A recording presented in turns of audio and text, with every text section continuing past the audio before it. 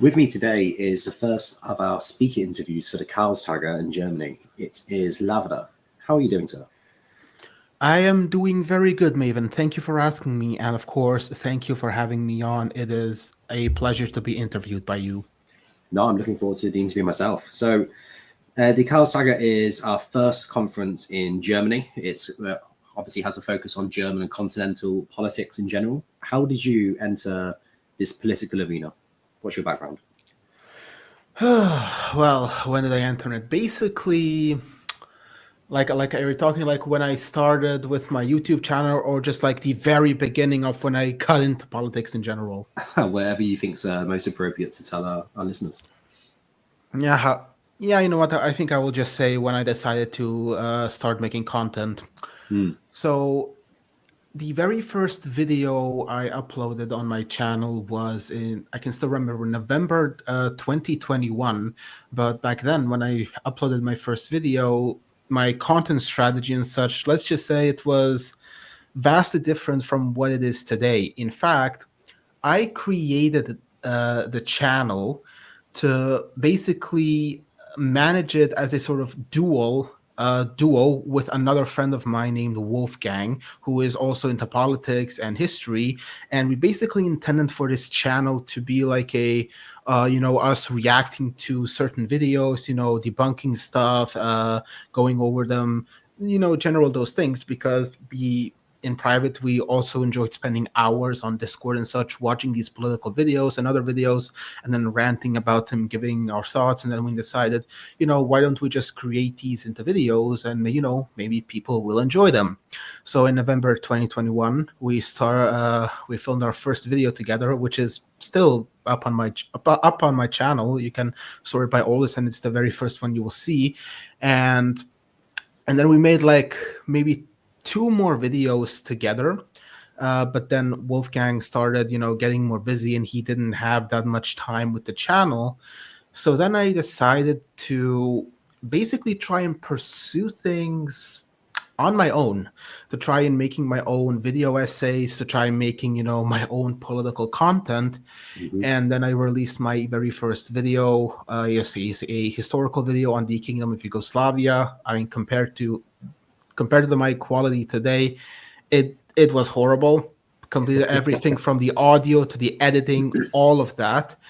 But then, and then it basically snowballed from there, and I started making more and more videos, and then eventually, uh, the channel at that time was called Lav Wolf.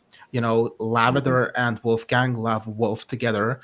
And then after a few videos, I talked with Wolfgang, since I saw that he was not interested in making, or just in general, I did not have time for these videos. And then I basically asked for permission to personalize the channel and turn it into mine, and he happily obliged. And then from that moment on, the channel basically became mine. And then over the years, I made more and more content. I improved my quality. I improved my writing, all of that.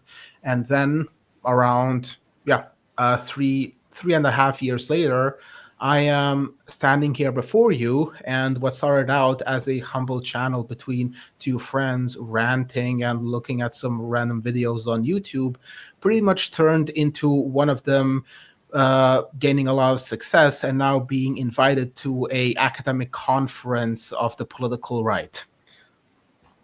Yeah, it's crazy how things can really grow and spiral when you just put the effort in like that. It's good to see new faces in the scene as well. We're always on the lookout for new talented individuals.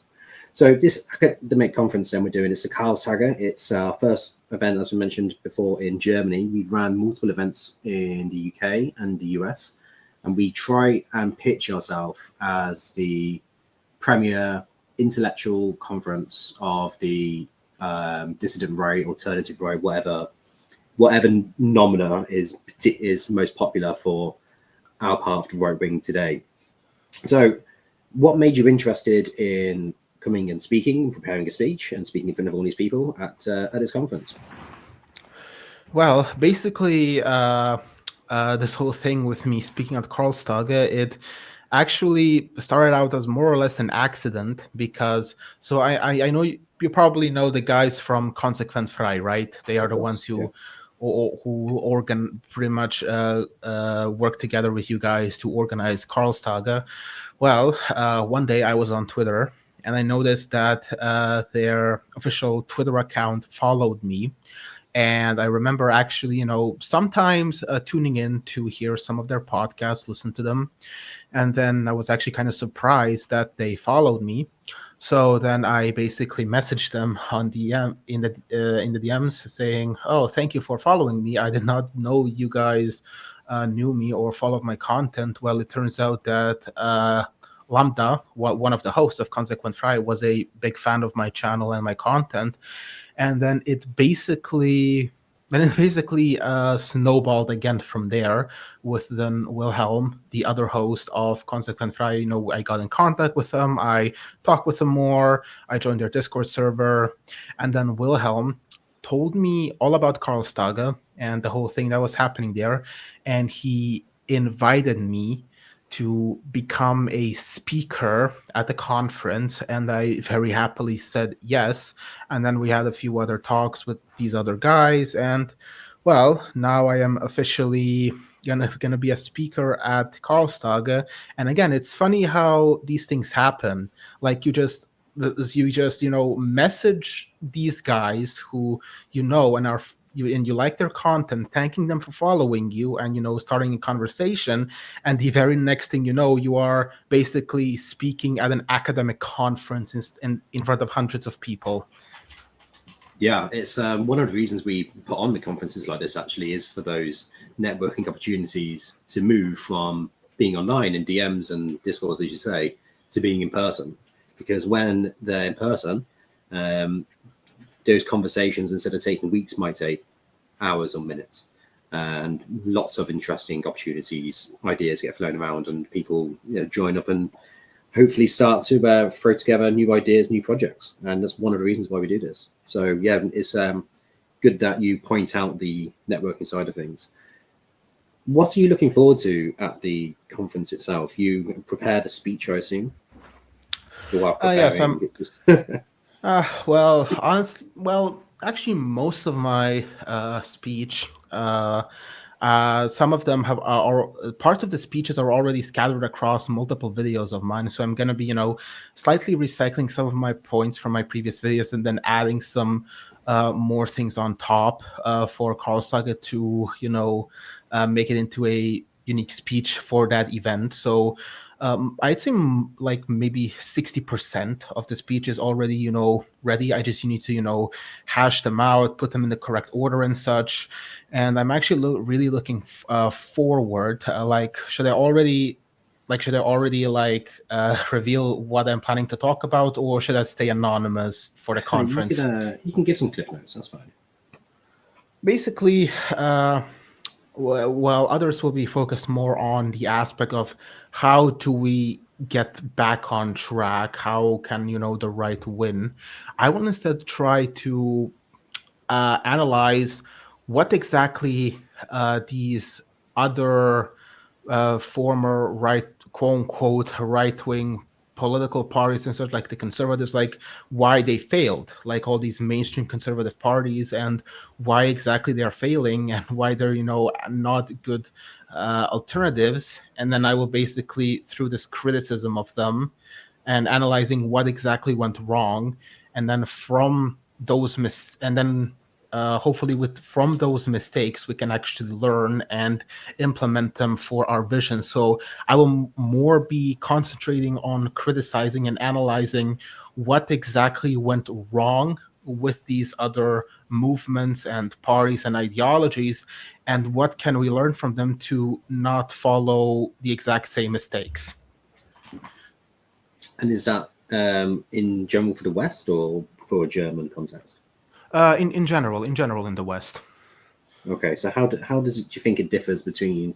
This is one of the reasons why I'm coming to Karlstage, is to see how the thought differs in Germany to the rest of the anglosphere. So England, English politics, American politics, Australian, etc. I'm much more familiar with. So do you think there are any particular key differences?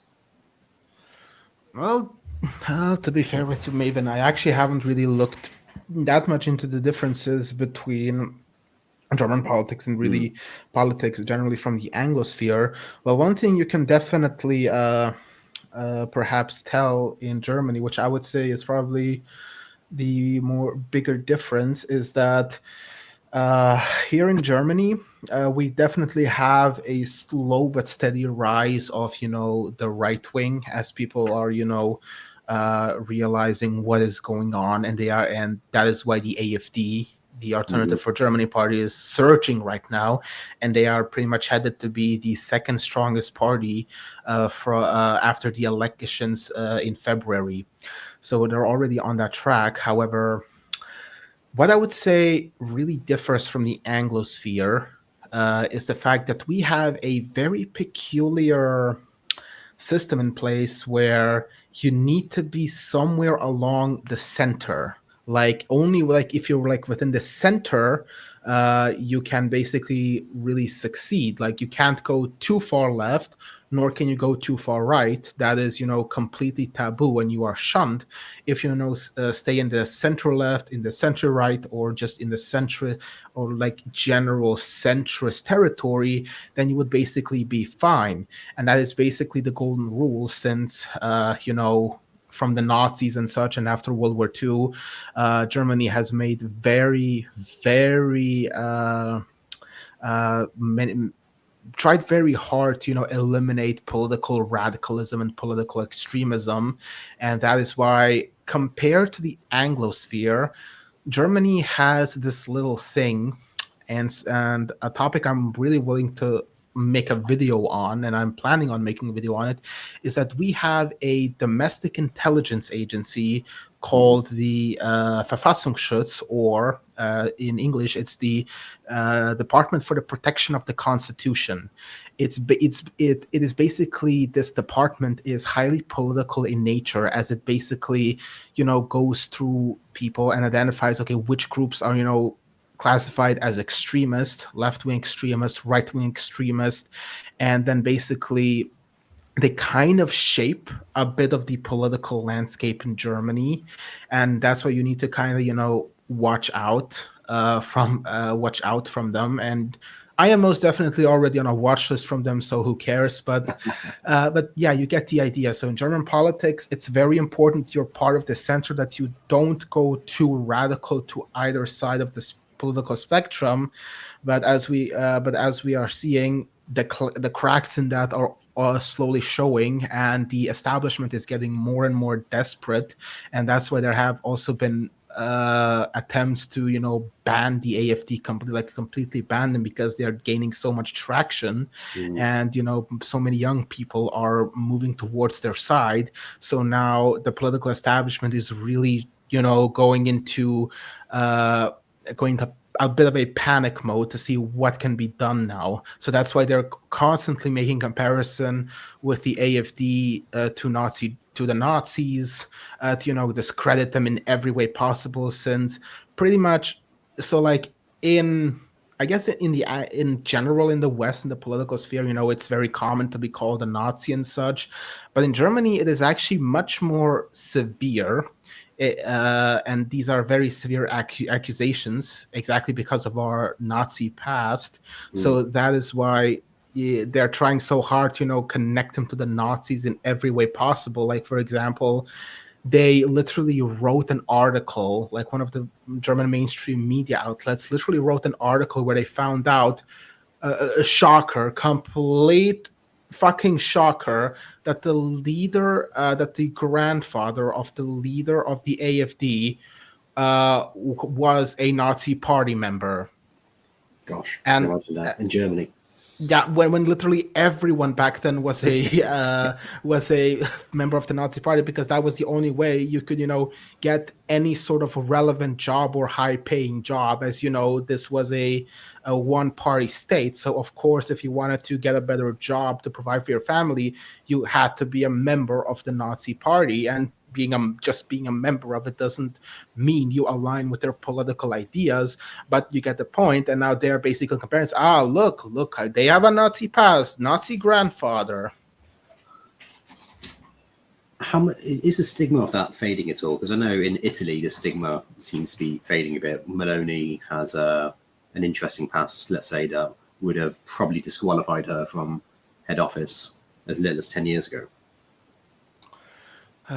When it comes to the Nazis, I'd say it's still far too early. Like that specter of Nazism is still still like completely haunting us to this very day, and it doesn't seem like we'll be able to really get rid of it anytime soon. So like Germany still feels like this eternal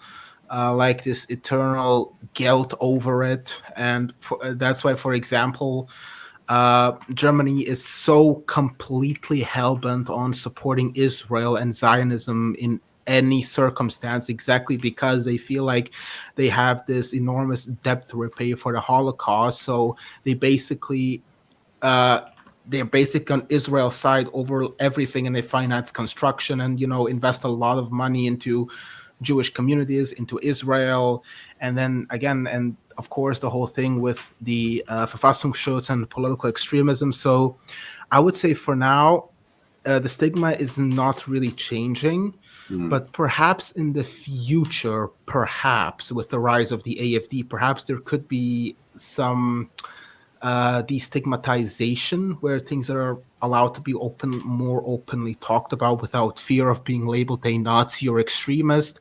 But I guess only time will tell. Oh, that's very interesting. Very interesting indeed. One of the things I must stress here at this point is this conference is not party political to anyone listening.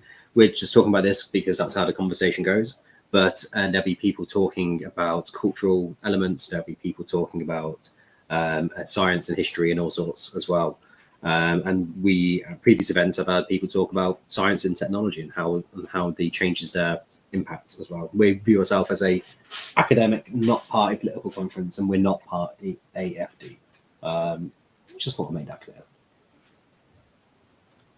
Lavader, do you have anything else you want to bring up?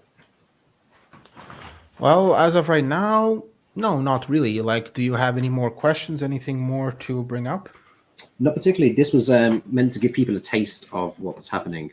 We, at the time of recording this, I think we have 10 tickets left. Things are selling much quicker for this event than they do in our anglosphere events. So that's really interesting to us. Well, hurry up, people. Yeah, if you want to come, make sure you get in quick because there might not be many left in the near future. And with that, I'll say thank you, Lavader. I'll see you in April. And yeah, the best of luck until then. Goodbye.